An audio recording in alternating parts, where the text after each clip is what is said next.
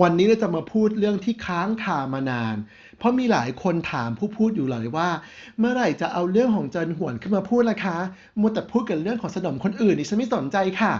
เอาล่ะก็ทนเสียงลบเราไม่ไหวเราก็ต้องมาพูดเกี่ยวกับเรื่องของเจินหวนกันเลยดีกว่าหรือว่าเรื่องของ Empress in the Palace ในภาษาอังกฤษ คือว่าอย่างทุกคนเข้าใจว่าเรื่องเจินหวนเนี่ยเป็นเรื่องที่แต่งขึ้นมาแต่เนื่องจากว่าผู้เขียนบทและผู้กำกับเนี่ยเขาวางโครงเรื่องไว้อย่างดีคือเขาสามารถทำให้เราเทียบเคียงตัวละครในละครกับตัวละครในประวัติศาสตร์ได้อย่างชัดเจนดังนั้นผู้พูดก็สามารถที่จะยกเรื่องนี้ขึ้นมาพูดได้แต่ขอจะเกริ่นสักนิดหนึ่งว่าเรื่องในละครกับเรื่องในประวัติศาสตร์ค่อนข้างจะแตกต่างกันอย่างสิ้นเชิงคือในละครก่อนนะ คือจันหวนในละครเนี่ยเริ่มมาจากเป็นลูกของข้าราชการชั้นผู้น้อยแล้วกันแล้วก็เข้ามาในตำแหน่งตาอิงซึ่งเป็นตำแหน่งที่ค่อนข้างจะเล็กที่สุดในบรรดาสนมทุกคนแล้วก็ค่อยเลื่อนจากตาอิงมาเป็นสนมชั้นกลางแล้วก็เป็นสนมชั้นสูงและในระหว่างที่อยู่ในวังก็ต้องพบผ่านมรสุมมากมายโดนเหนียนกุ้ยเฟยแกล้งโดนฮองเฮาทำร้ายต้องถึงกับแท้งเพราะคุกเข่าตากแดดจนมากเกินไป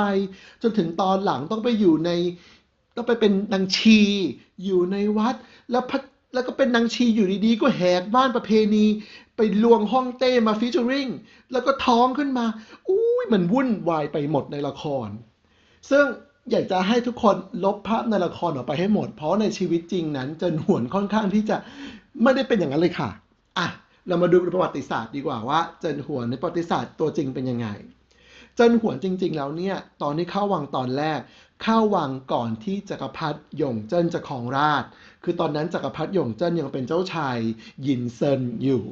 ซึ่งเข้ามาตอนแรกฐานะเป็นเพียงแค่สนมเล็กๆที่เรียกว่าเก๋อเก้อสนมเล็กๆคนนี้โดนเจ้าชายหยินเซินเนี่ยจิ้มกล้องไปไม่กี่ครั้งพระเจ้าชายก็ไม่เคยสนใจอีกตลอดดังนั้นต่อให้เป็นแค่สนม แต่ก็ไม่ได้เป็นสนมที่โปรดปรานดังนั้นจึงไม่ได้มีข้าทาสบริวารมากมายหรือไม่ได้เป็นนางพญาอันใดเลยยังต้องไปรับใช้เมียเอกของเจ้าชายหยินเซินอยู่ยังต้องไปรับใช้เมียรองของเจ้าชายหยินเซินอยู่ก็เอาง่ายๆคือว่าเป็นเมียไม่พอแล้วยังต้องเป็นคนใช้ด้วยอะค่ะสถานะแทบไม่ต่างจากคนใช้เลยค่ะอืมอ้าวแล้วอยู่ดีๆขึ้นมาเป็นนางพญาได้ยังไง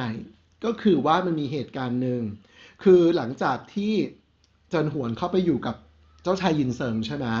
ตอนนั้นเนี่ยเข้าไปตอนอายุ13ปีและจากนั้นไม่กี่ปีก็เกิดโรคระบาดขึ้นในเมืองหลวงแล้วเจ้าชายยินเซิงเนี่ยก็ติดโรคระบาดค่ะซึ่งตอนนั้นต้องทำความเข้าใจกันว่าการเป็นโรคระบาดสมัยก่อนเนี่ยคือตายสถานเดียวเพราะว่าสาธารณูปโภคและการแพทย์ค่อนข้างแย่ดังนั้นคนโบราณก็จะเชื่อว่าถ้าใครเป็นโรคระบาดปุ๊บแล้วมีคนอื่นเข้าไปใกล้แม้แต่เดินเฉียดเนี่ยก็สามารถจะติดโรคระบาดและตายเดสมอร์เรได้ทันที ดังนั้นพอเจ้าชายยินเซิงเป็นโรคระบาดปุ๊บไม่ว่าที่จะเป็นเสือฟู่จินเป็นตี้ฟู่จินเมียเอกเมียรักทั้งหลายทุกคนก็ต่างหนีร้ายสลายบอดี้ไปเลยค่ะเพราะไม่อยากที่จะตายตามสามีไงก็เลยทุกคนก็หนีเล้นไปหมดเลยเหลืออยู่คนเดียวเท่านั้นแหละค่ะที่ยังจงรักภักดีก็คือคุณเจินหัวเนี่ยแหละในขณะที่นางสนมคนอื่นวิ่งหนีออกไปพารากอนแต่เจินหวนคอยทำกับข้าว คอยเช็ดตัวคอยดูแลพยาบาลทุกอย่างคอยหุงหาอาหารให้ซึ่งข้อนี้ทำให้เจ้าชายยินเซินหรือจักรพรรดิหยงเจิ้นเนี่ยซาบซึ้งในความดีของเจินหวนมากเพราะว่าเจินหวนไม่เคยเป็นที่โปรดปรานแต่ก็ยังมาดูแลในขณะที่พระองค์เจ็บไข้ดังนั้นหลังจากที่เจ้าชายยินเซิงได้หายจากการป่วยไข้เนี่ยก็เลยเมตตาเจินหวนเป็นอย่างสูงได้ไปหาเป็นบางครั้งบางคราวจนหวนตั้งครรภ์ขึ้นมาทันที อ้าวก็ไปหาเป็นครั้งเป็นคราวก็ดีแล้วนี่คะคือมันก็ดีหรอกค่ะแต่ว่าคนในวังเนี่ยมันมากันอยู่เรื่อยๆไอ้คนใหม่เนี่ยมันเข้ามามันสวยกว่าเราหรือเปล่าเราไม่รู้หรอกแต่ที่แน่ๆมันสาวกว่าเราแน่นอนและข้อนี้เราจะไปแข่งกับเขายังไงตอนที่เจินหวนเพิ่งตั้งครรภ์เนี่ยก็มีลูกสาวของขุนนางชั้นดีเข้ามาหรือง่ายๆน้องสาวของเหนียนเกินเหยา ซึ่งเหนียนเกินเหย่าเนี่ยถือว่าเป็นคนหนุ่มที่มีความสามารถและมีสติปัญญาที่เหนือคน เจ้าชายยินเซินเห็นความสามารถของเหนียนเกินเหย่าแล้วก็ต้องการให้เขามารับใช้แล้วจะทำยังไงล่ะที่จะร้อยใจให้คนมารับใช้ก็ต้องดองเป็นญาติกับเขาก็เลยขอน้องสาวคนสุดท้องของเหนียนเกินเหย่ามาเป็นสนมของตัวเองหลังจากที่ได้น้องสาวของเหนียนเกินเหย่ามาเป็นสนมแล้วเนี่ยพระเจ้าหยงเจิ้นหรือเจ้าชายยินเซินเนี่ยก็โปรดปรานเลดี้เหนียนคนนี้มากทำให้เจินหวนก็ตกกระป๋องไปเลยค่ะแล้วเราจะดูว่าสนมคนไหนเป็นที่โปรดปรานเราก็ต้องดูว่าบุตรธิดานั้นมีเยอะหรือเปล่าซึ่งในสมัยเจินหวนเนี่ยจักรพรรดิเจ้าชายยินเซิงเนี่ยก็มีมเหสีเอกอยู่แล้วก็คืออู้หลานาลาแต่ว่าอู้หลานาลาเนี่ยก็มีลูกชายแค่คนเดียวแล้วก็ตายไปตั้งแต่ยังเด็กในขณะคนที่สองก็คือลี่เฟยซึ่งเรื่องของลี่เฟยข้าพเจ้าเคยพูดไปแล้วในเทปที่แล้วดังนั้นย้อนกลับไปดูลี่เฟยเนี่ยถือว่าเป็นคนโปรดคนหนึ่งแล้วก็เป็นคนที่โปรดต้นๆเลยล่ะเพราะมีลูกชายถึง3คนและลูกสาวคนหนึ่งถือว่ามีโอรสธิดามากกว่าทุกคนในสนมทั้งหมดคนที่สองที่โปรดตามลงมาก็คือเลดี้เนียนก็คือน้องสาวคุณเนียนเกินเหย่านี่แหละถึงแม้ว่าเลดี้เนียนเนี่ยจะไม่มีโอรสธิดาที่เติบโตไปจนถึงตอนโตคือตายตั้งแต่เด็กแต่ว่าความจงรักภักดีและความรักที่เจ้าชายยินเซิงมีต่อเลดี้เนียนเนี่ยไม่เสื่อมคลายเลยค่ะและคนต่อไปเนี่ยก็ถือว่าเป็นเจินหวนเนี่ยหลังจากที่ตั้งครรภ์และคลอดลูกออกมาก็ชื่อว่าหงลี่ซึ่งตอนแรกๆที่คลอดออกมาแล้วก็ลูกมีชื่อว่าหงลี่ความสำคัญก็ไม่ได้มีมากอะไรเพราะอย่างที่บอกว่าตอนนั้นเลดี้เหนียนถือว่าขึ้นหม้อสุดๆแล้วก็เลดี้หลี่เฟยก็ถือว่ามีลูกมากที่สุดดังนั้น2คนนี้ถือว่าใหญ่กว่าเจินหวนมากๆเอาล่ะหลังจากที่เจ้าชายยินเซิงเนี่ยได้ขึ้นครองราชย์ได้แต่งตั้งขึ้นมาเป็นจักรพรรดิหยงเจิ้นจักรพรรดิหยงเจิ้นก็อวยยศให้เจินหวนเนี่ยขึ้นมาเป็นฉีเฟยในทันทีซึ่งอันนี้เราจะเห็นเลยว่าแตกต่างจากในละครเพราะในละครเนี่ยค่อยๆไต่เต้ามาทีละขั้นแต่ในเรื่องนี้มาจากเก๋อเก้อคือเป็นนางบำเรอที่ไม่มียศอะไรขึ้นมาเป็นเฟยเว่ยในทันทีคือขึ้นมาเป็นพระชายาในทันทีถือว่าสูงมากแล้วหลังจากเป็นเฟยแล้วตอนนั้นได้รับความสำคัญหรือยังจริงๆตอนนั้นเจินหวนก็ยังไม่ได้รับความสำคัญมากเท่าไหร่เพราะตอนนั้นก็ยังมีเลดี้เหนียนอยู่ซึ่งตอนนั้นเลดี้เหนียนเนี่ยก็ยศก็ขึ้นมาสูงพอๆกับเธอก็คือได้เป็นกุ้ยเฟยแล้วพอตอนที่ใกล้จะตายเนี่ยไปถึงหัวกุ้ยเฟยทีเดียวดังนั้นเจินหวนสถานะตอนแรกคืออยู่อย่างซอฟๆไม่ได้มีสิทธิ์ไม่ได้มีเสียงไม่ได้เป็นคนโปรดอะไรเริ่มที่จะมาเป็นคนโปรดเริ่มที่จะมีอำนาจในฝ่ายในแล้วก็ได้แต่งตั้งเป็นกุ้ยเฟยก็ตอนที่จักรพรรดิหยงเจิ้นเล็งเห็นว่าในบรรดาลูกชายทุกคนเนี่ยหงลี่เป็นลูกชายที่เหมาะที่จะได้รับสืบราชสมบัติมากที่สุด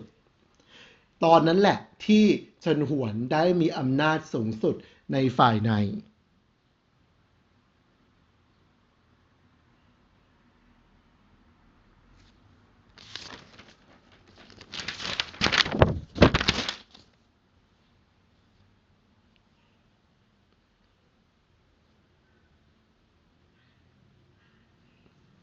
แล้วชีวิตบั้นปลายของเจินหวนในละครกับในชีวิตจริงเนี่ยแตกต่างกันไหม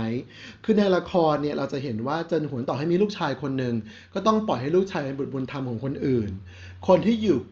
รอบๆตัวก็ตายไปหมดคนที่รักก็ไม่มีใครอยู่ด้วยทุกคนเดสบอยเล่หนีหายไปหมดใช้ชีวิตอยู่อย่างโดดเดี่ยวแล้ววันๆยังต้องระแวงว่าฮ่องเต้เนี่ยจะมาเล่นไม้นู้นไม้นี้หรือเปล่าแต่ความเป็นจริงไม่ใช่เลยคือเนื่องจากว่าเจินหวนกับฮ่องเต้เฉียนหลงเนี่ยความสัมพันธ์เนี่ยแน่นแฟนและก็รักมากตัวจักรพรรดิเฉียนหลงเองเนี่ยรักแม่ตัวเองมากก็คือว่าหลังจากที่ตัวเองขึ้นครองราชย์เนี่ยก็แต่งตั้งให้แม่เป็นไทเฮาขึ้นมาทันทีนอกเหนือจากนั้นก็มีการสั่งให้สร้างสุสานทันทีตัวเองขึ้นครองราชย์เพราะต้องการให้สุสานแม่สวยและใหญ่ที่สุดซึ่งสุสานของเจินหวนเนี่ยสร้างในขณะที่เจินหวนยังมีชีวิตอยู่แล้วก็ใช้เวลาในการสร้างถึง40 ปีเพื่อให้ถูกใจกับจักรพรรดิเฉียนหลงเพราะต้องการให้สุสานของแม่เนี่ยดีที่สุดนอกจากนั้นจักรพรรดิเฉียนหลงเนี่ยยังคอยไปดูงานสุสานเป็นระยะถ้าเห็นว่าอะไรไม่เหมาะไม่สมแก้ทันทีค่ะ เลยทำให้สุสานของเจินหวนเนี่ยถือว่าฮารูฮารามากกว่าสุสานของไทเฮาคนไหนยกเว้นซูสีไทเฮาซูสีไทเฮาเนี่ยสุสานอลังการกว่าเจินหวนแต่ว่าซูสีไทเฮานั้นมันได้ครองอำนาจหลังม่านไงได้ว่าราชการหลังม่านแล้วก็เป็นคนสั่งสร้างสุสานเองตัวเองก็ต้องวิริสมาลาอยู่แล้ว และมากกว่านั้นคือตัวจักรพรรดิเฉียนหลงเนี่ยเป็นคนที่ชอบประพาสต่างๆแล้วเวลาประพาสแต่ละครั้งก็ให้เจินหวนเสด็จตามด้วยตลอดเวลาก็คือเอาเป็นว่าลูกไปไหนแม่ต้องไปด้วยค่ะและที่รักมากกว่านั้นก็คือว่าในบรรดาวันเกิดของเจินหวนเนี่ยวันเกิดครบ70ปีเนี่ยจักรพรรดิเฉียนหลงถึงกับมาแต่งตัวมาใส่เป็น ตู้แล้วก็เต้นโชว์แม่เพื่อให้แม่เนี่ยมีความสุขก็ถือได้ว่าเป็นลูกที่กตัญญูมากคนหนึ่งเพราะตอนนั้นน่ะจักรพรรดิเฉียนหลงอายุก็50แล้วในขณะที่เจินหวนอายุ70นะคะเป็นยังไงนะทุกคนได้ฟังเรื่องเจินหวนตัวจริงในประวัติศาสตร์แล้วได้รู้เลยไหมว่าแตกต่างกับเจินหวนในละครขนาดไหนเจินหวนในประวัติศาสตร์เนี่ยผู้พูดถือว่าโชคดีนะเพราะว่ามีลูกแค่คนเดียวก็คือหงลี่แต่พอลูกคนเดียวนี่แหละทำให้ตัวเองได้เป็นถึงไทเฮาและก็รับความรักแล้วก็อยู่อย่างสุขสบายตลอดชีวิตจนมาจบชีวิตตอนอายุ86ก็คือว่าตายไปสบายตอนแก่นั่นแหละค่ะ